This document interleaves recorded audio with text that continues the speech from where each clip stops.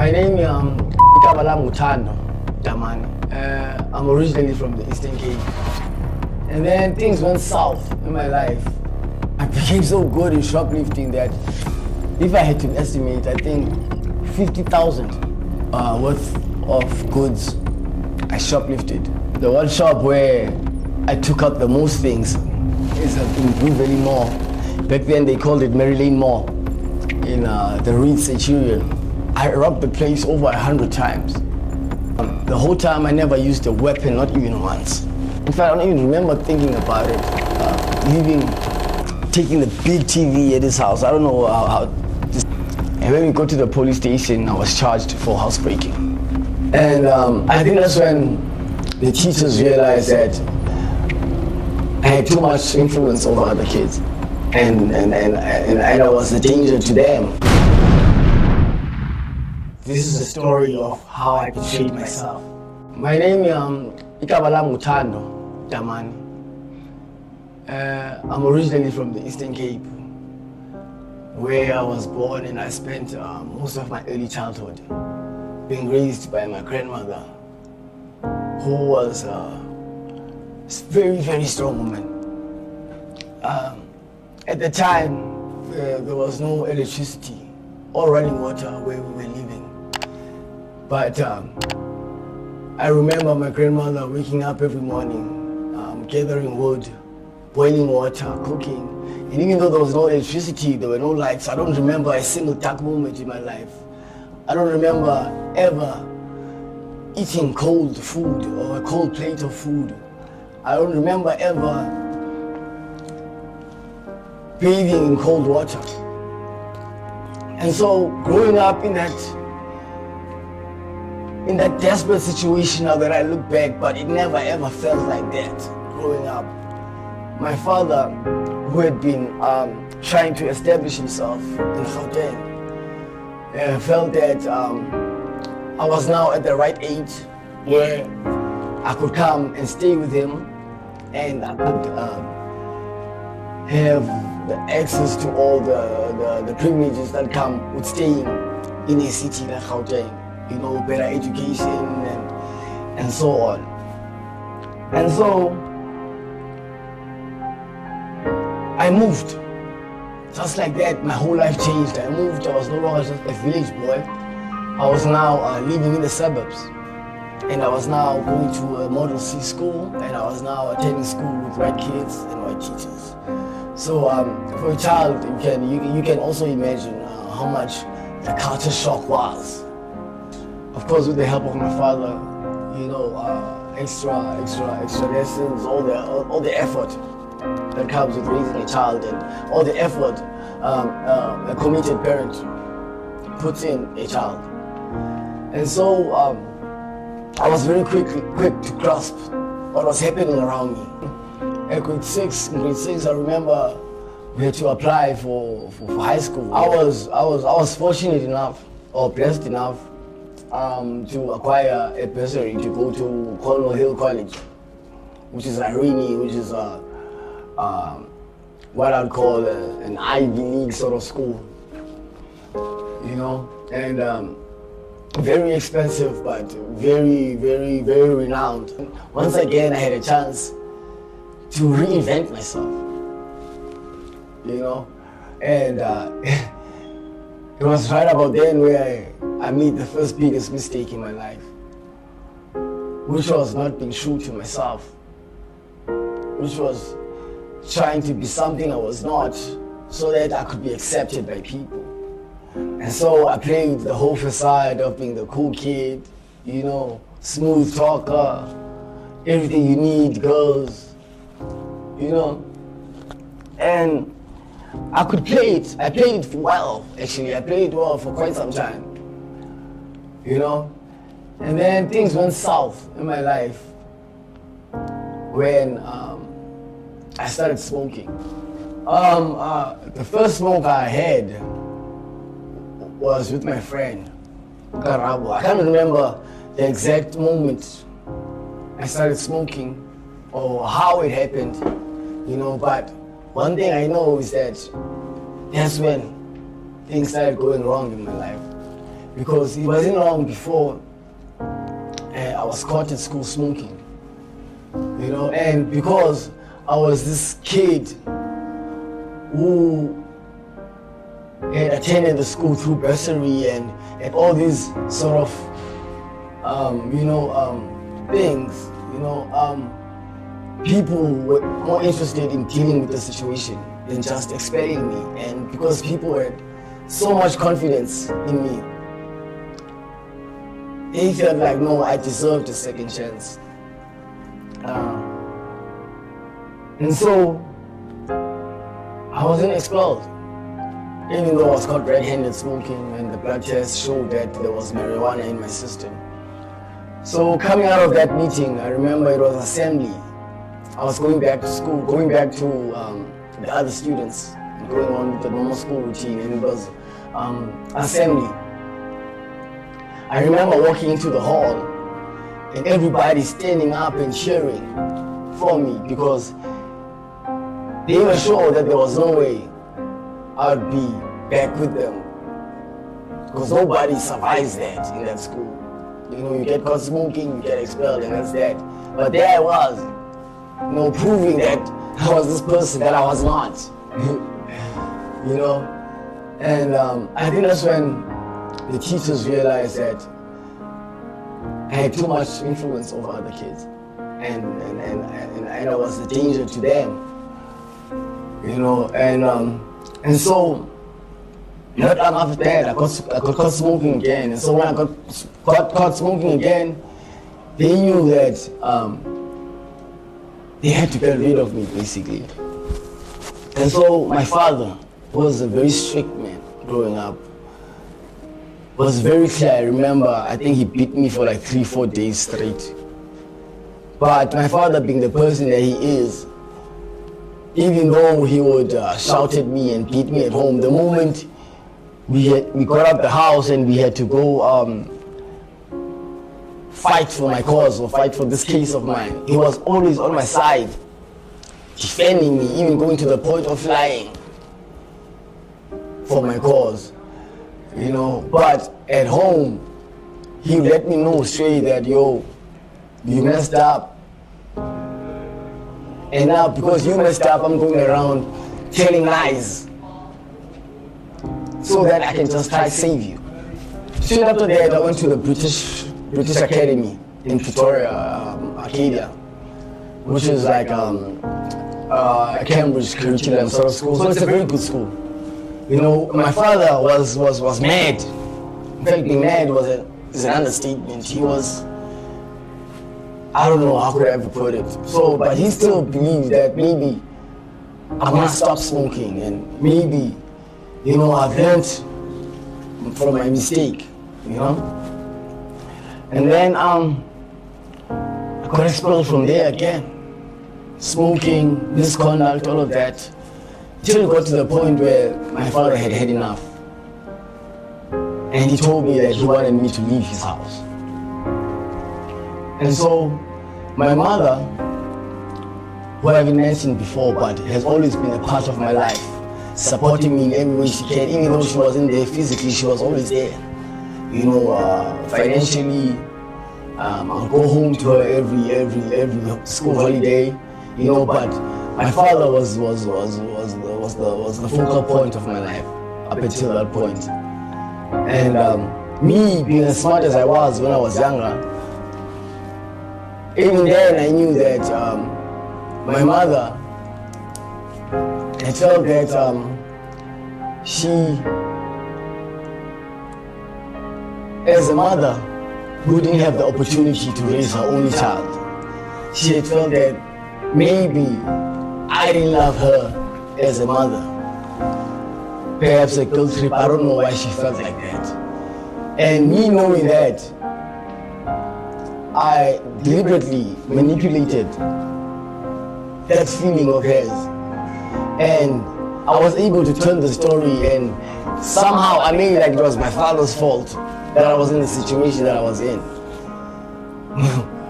But I knew very well that it was my fault. And so after leaving my father's house, my mother I guess she felt like now this was the opportunity for her to prove herself to me. And so what she did, I didn't pass my matric, so she firstly organized the school for me so I could go complete my matric. For the first time, I stayed on my own in East London. My mother was working in Bloemfontein at the time, and the only school she could find was in East London via family connections. And so I had to move to East London, and I had to attend school, and I had to stay on my own, and I had to be responsible for myself. And because I painted this picture of my father, this terrible picture of my father, and that is actually it's his fault that I'm in the situation that I'm in. I was granted so much freedom and responsibility by my mother because at that point she had no idea what I was becoming. And so I stayed on my own, and you can imagine the drinking and everything. And by God's grace, I just managed to pass my matric. I was barely attending school. And I remember I got a diploma symbol for my matric, which on its own was a blessing. And knowing the potential I had, I was disappointed with myself because I'd always seen myself with a bachelor's symbol going to top university and doing a top degree. So, still believing that maybe that could be possible despite what I was doing, I decided I was going to go upgrade the few subjects that I'd done badly in the following year. So now, again, the second year, I had to stay on my own again in East London.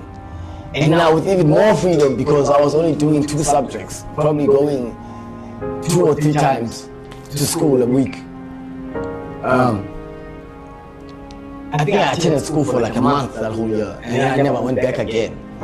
But my mother was sending me money every month for rent, sending me money for food, because she was thinking that I was going to school and I was doing the right thing with my life. And you know what? And this is the crazy thing, is that so much in my memory is distorted because of how much I was smoking, But I think it was right about that time where I lost control completely. It was around about that time where I actually became an addict. The situation got so bad, I got so much deep into drugs that it got to the point where I failed to pay rent, even though money for rent was there. I failed to buy food, even though money for food was there. I sold everything I had. I think literally the only thing I had left was what I was wearing. And if I could have sold it, I think I probably would have sold it as well. And I remember being arrested for the first time, which was gonna be the first of many to come. I remember being so hungry. First thing I got arrested for was stealing a pie, because I was so hungry. Not because I didn't have money, because I had the money, but I smoked it. And got arrested. The place where I was staying at, where I used to be around back then, was a student area, a place called Southernhood in East London, where it's mostly students who stay there, and the complex I got arrested in was mostly being used by students. I remember being so embarrassed for being arrested and being taken out of the shop and through the aisles and outside. I remember literally jumping in the back of the van because I just wanted to hide myself. And I had to call my mom. And I think that was the first time she kind of got a clue of what was actually happening in my life, But even back then, I made it sound like it was nothing really happening. It was just a mistake. And so she continued sending me money. The year passed. I did not upgrade. I still remained with a decent one in my marks. And I came back to Joburg. Knowing my situation and that I could not continue living in East London anymore, I called my father, pretending that I had changed. Pretending that now I was ready to go back to school and focus. And so I applied at UNISA. The course was public relations. And so now I was back in my father's house, the strict control of my father, who was not so easily manipulated as my mother, and who knew me very well. And him knowing me, he decided that no, I'm not gonna stay on my own. If I wanted to go to school, then I would attend school from home.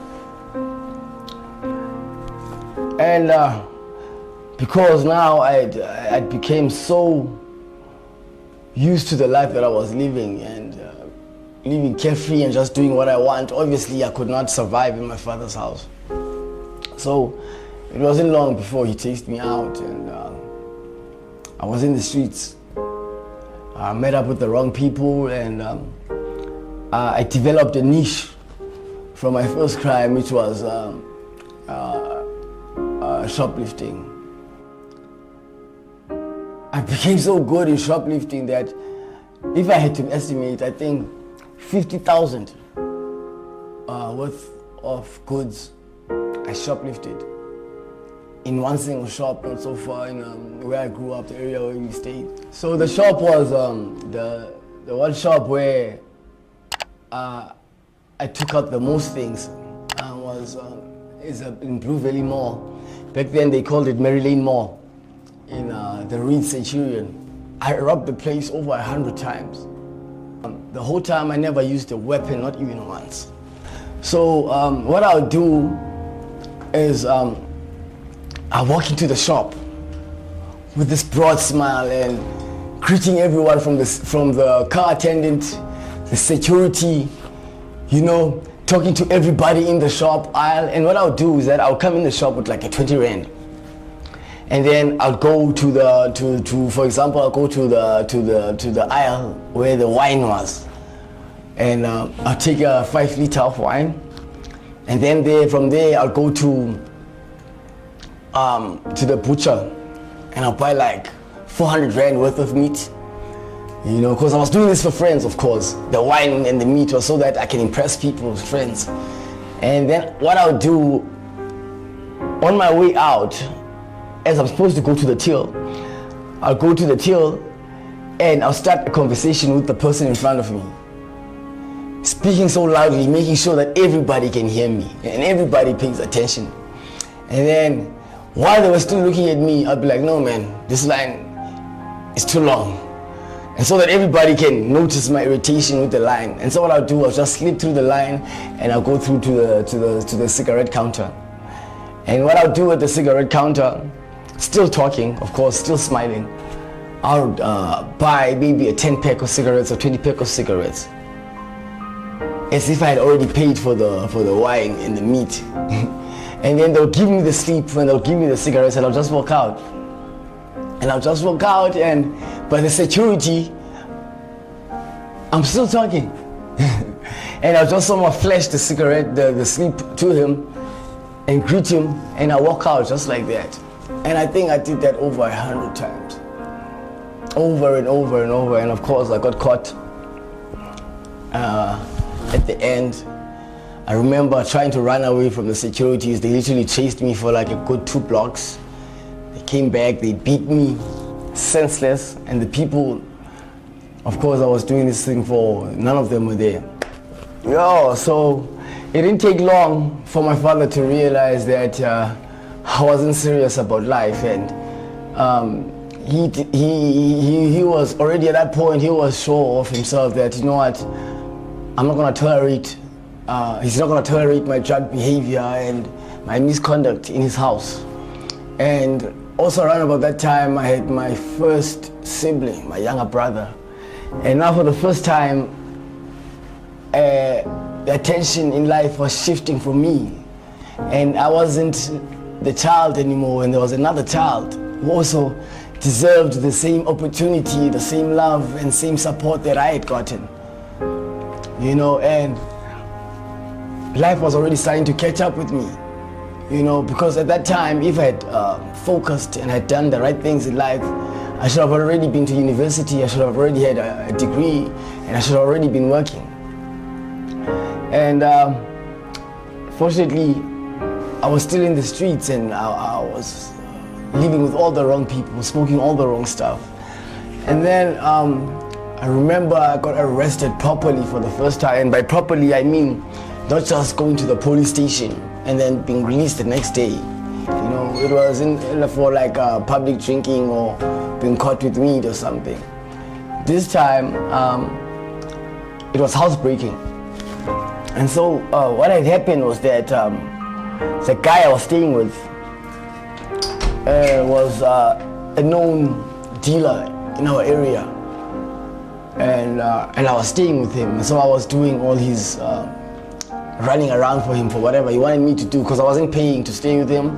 He was buying the food, and I wasn't paying rent. So basically, I was a slave, basically, if I could put it like that. And so he had wanted to buy a TV, and then me trying to, of course, impress him all the time, so that I can earn a place where I was staying with him. I told him no. I had a friend who was selling a TV, which was a guy called Eugene. So I told him Eugene is selling a TV and give us a TV for maybe 250 rand. You know, and I organized everything. I brought the TV, and when we brought the TV back home, well, back to his place, trying to collect it so that we can switch it on, we realized that the TV doesn't work. And then when we looked at the back, we noticed that, in fact, there was nothing in the TV. No wire, no nothing. It was just basically a shell of a TV. And so, obviously, being upset, and obviously I was the one to blame, because now there was no TV and there was no money. And so we decided that we're gonna go back to this guy, all of us, and we're gonna go demand our money or a proper TV. I remember getting to the guy's place, shouting at the gate, "Eugene, Eugene, Eugene." And Eugene did not respond. So I jumped over his fence and I went into his yard. "Eugene, Eugene, Eugene," still no answer. But then I noticed that, in fact, when I came in, I saw sort of a shadow of a person, but I wasn't really sure if I'd seen someone or seen anything. But in my mind, I knew that there was someone in the house, even if it was not Eugene. And the fact that he was not responding, or that person was not responding, it convinced me that it was him, and he was just trying to avoid us, because obviously he knew what he had done. He sold us a messed up TV. "Eugene, Eugene," nothing. And so I walked in his house. I never planned it. In fact, I don't even remember thinking about it. Taking the big TV at his house. I don't know how the size is. I think it was maybe a 74-inch. It was the biggest TV, the one with the curve flat screen. And then picked up that whole TV, went back to the guys outside. Obviously, they were impressed, and "Hey, where did you get this TV, what, and all of that." And so we quickly went to go sell the TV for, I think we sold it for about a lousy 3,000 rand. The TV was probably worth over 30,000. And so because Eugene was there, like I thought, he saw everything, even though he didn't come out. He saw me walk out with his TV and everything. So we went to go sell his TV. We checked the money, and in the morning, I remember being woken up by 2 police officers. "Hey, we are looking for a TV, wada. So the story I'd first told was that no, we had bought, in fact, we're looking for Eugene ourselves, because we had bought a TV from him. And he sold us a broken TV. In fact, here's the TV as proof, obviously knowing that the one they were looking for was sold already. And then they're like, oh, okay, we understand the story, but let's go to the police station and we'll talk about it there. And when we go to the police station, I was charged for housebreaking. First night at the police station, I think it was a Friday, so I spent the whole weekend there. First night thinking, okay, fine, this is just me being arrested again. No need to panic.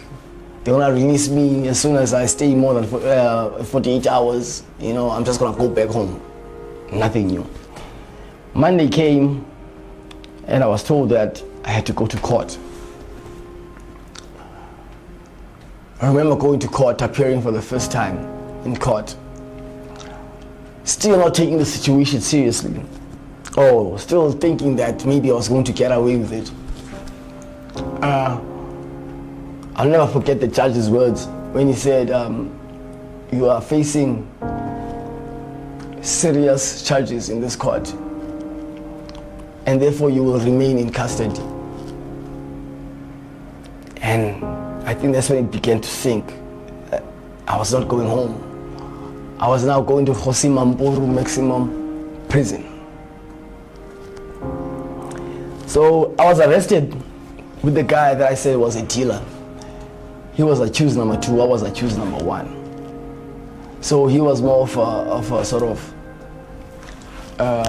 what can I say, accessory, I think that's the word. So he was accused number 1, I was accused number 2. I was accused number 1, he was accused number 2, and so we got arrested together.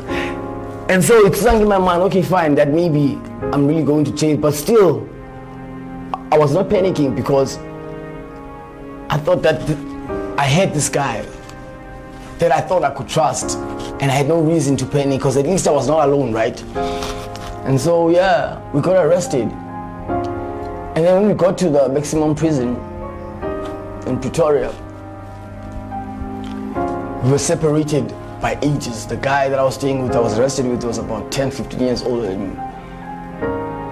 And then I was told that no, we would be going to different sections of the prison because of our age difference, even though we were arrested together. And then it hit me, finally it hit me that I'm arrested and I'm alone and nobody knows that I'm here. The money that we had made from the TV was not even on me, it was with the other guy. So he went into jail with money, and the South African system is corrupt. So he was gonna buy himself around everything, and I was going to jail without a cigarette, without a gang, with no affiliation, with nothing. I was on my own and I was expecting the worst. So after about a month in prison, barely surviving, just trying to make sure I don't step on anybody's toes, I realized that if I don't go back home, I'm gonna get a criminal record, and every dream I've ever had is gonna go into dust. So I called my father. I'm in prison. I need your help. Obviously my father was in shock. He's never received such a call before, so he jumped up. He came to visit me in jail and he brought me some stuff, and I was supposed to appear in court the following week, and he told me that he would be in court and he would try to help me out in my situation. And so he went to the family where I broke in, and it was an outside court settlement. He had to buy the 30,000 rand TV for the family that I had sold for 3,000, probably even less, I don't even remember. And so the day came in court, and I was told that the case has been dropped, obviously because my father had paid for it. And I remember walking out of that courtroom, I saw people when they were going out, their families were so excited, getting hugs, and everybody was just being happy to be reunited with their family who was arrested. But I wasn't gonna get none of that from my father. He beat me right in front of that courthouse for everyone to see, you know? And instead of humbling myself and taking the punishment like a man, I went back to the same people I got arrested with. I remember my father also telling me after that, listen, Godini, Uba, this is the first and the last time I'll ever take you out of jail. Don't you ever call me from jail again. I didn't go back home for 3 months, called my mother, was able to manipulate her once again, you know, using school, because I was always very good with that, you know, using school because people always knew that I actually enjoy school and stuff. And so I was able to get a spot in a college in East London, in Tata, Eastern Cape, King Sabata Telingab, for a diploma in tourism. So I got there.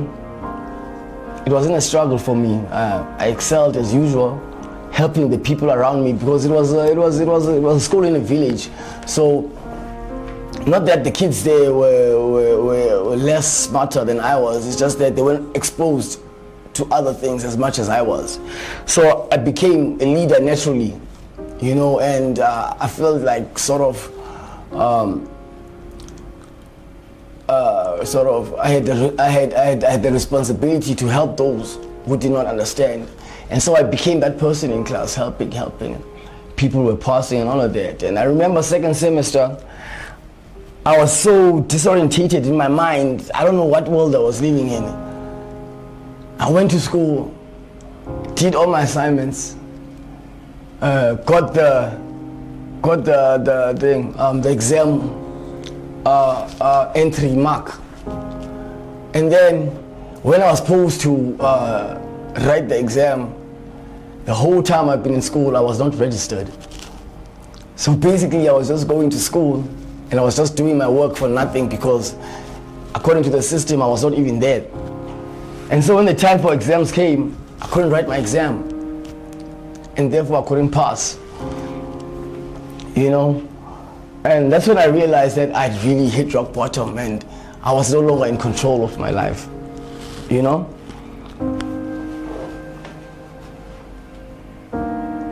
I went home, this time to Mthatha, where my father is from and where I'm also from. And I met up with one of my father's best friends, Pusabelo Benenge, John. And I just told him how tired I was, how I just wanted rest and I just wanted peace. And he told me that, you know what, most of us here that you see, we are who we are because of your father. He had supported us so much through everything. Imagine what he's willing to do for you. I broke into tears and I begged him to intervene. Please talk to my father for me. I want to go to rehab. I can't go on like this anymore. So I went to rehab. And so my father got back to me and he told me, you know what, this is the one phone call he's been waiting for many sleepless nights. Quickly go to your aunt in East London. She will organize everything for you. And I went to rehab. And that's when my life began to change for the better. In the sense of, there, I was able to reconnect with myself, you know, with my spirit, the person who I am, what I believed in, you know, the values I was raised in, and things I really treasured in my life, if I can say, you know. These are things that I really believed in, but I'd walked such a dark path in my life, you could not even, you know, see those things in me anymore. And there I began to find myself again, what I wanted. I was ready to move on with my life. I hadn't anticipated that I had traumatized so many people around me, including my father and my mother, that even though I had changed and I was no longer smoking and I came from rehab, he hadn't actually truly forgiven me, you know? And I remember spending that December at home after spending the whole year in rehab. And I left with my cousin, literally going to the corner. And my dad had this panic attack, like, where is Thando? I didn't even left for 5 minutes. And then I came back and I remember him beating me unreasonably for just disappearing for 2 minutes. You know? And I now know that, I realized that, you know what, as much as I had forgiven myself and I had found peace, there were also other people around me that needed healing. You know, and they had maybe forgiven me. Maybe they hadn't found their peace. And so on that, I left home again. But this time my mindset had changed. I wanted to be a better person. I wanted to do things for myself. I wanted to be independent. And so, got a job, started working, you know, and things were going well for some time. But then I realized very quickly, that, you know what, things in my life are really not progressing to the next level. As much as I'm doing all the right things and I got a job and I'm doing my own thing, but things are not really going forward. I'm just running around in the same circle with the same money that I'm getting every month, and nothing, there's no growth. And it's just bad luck after bad luck, you know, getting pumped by cars, you know, getting robbed, all of those. And then I met a lady in the street, and may God bless her wherever she is. I don't know what she saw in me, but she was like to me, you know what, my child, you need to go back to your father, because things in your life will never go well. I don't know if that lady was a prophet or a sangoma or what. I don't know how she knew me, but it made so much sense to me. You know, that everything I tried, I was just standing still, you know. And so eventually I went back home to my father, begging for him to come back in my life, begging that I need him in my life, begging him that things are not going forward in my life. And I feel like it's because you are holding me with your heart, and mama inhliziyo, because there's this grudge in your heart against me, and it's causing me all sorts of bad luck in my life. My father broke into tears for the first time, and he confirmed what I was saying. And well, there's a lot of things that have happened, but here I am now, you know.